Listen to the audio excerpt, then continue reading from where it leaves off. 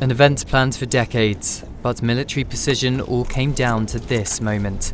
A final farewell to a queen who reigned over us for more than 70 years.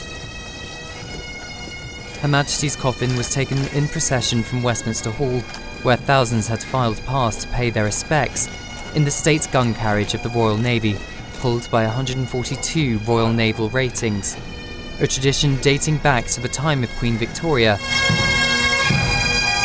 At the King's request, the wreath on top of the coffin contained flowers from the gardens of Buckingham Palace, Clarence House and Highgrove, rosemary for remembrance, and myrtle, the ancient symbol of a happy marriage, used in the Queen's own wedding bouquet in 1947.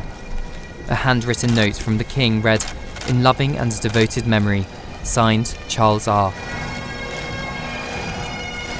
A life of service was accompanied by a life in the public eye.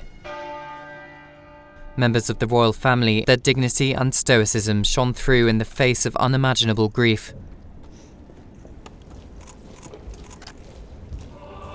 Princess Charlotte's choice of brooch in the shape of a horseshoe was gifted by her great-grandmother, the Queen. She, alongside her future king brother George, processed behind the coffin with their parents, the Prince and Princess of Wales.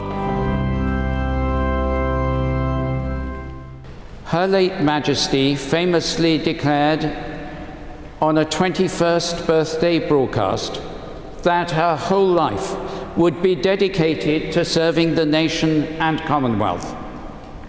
Rarely has such a promise been so well kept. The Queen was consulted on all of the funeral plans. The hymn you're hearing was played at the Queen's wedding to Prince Philip in 1947. Mounties of the Royal Canadian Mounted Police led the procession from Westminster Abbey to Wellington Arch. Crowds shared in the King's grief, witnessing him and members of his family march behind his mother's coffin. A state hearse brought the Queen's coffin for the committal service at Windsor Castle. More than 800 people, including the Queen's personal staff, filled St George's Chapel. In stark contrast to Prince Philip's funeral, where just 30 people could attend because of COVID restrictions. The imperial state crown, the orb and the sceptre were removed from the coffin and placed on the high altar.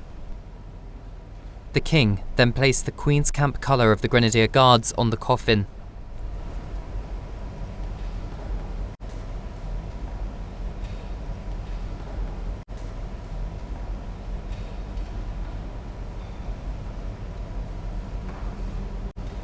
The wand broken, creating the symmetry with the three instruments of state being removed, ready to be passed on to their successor.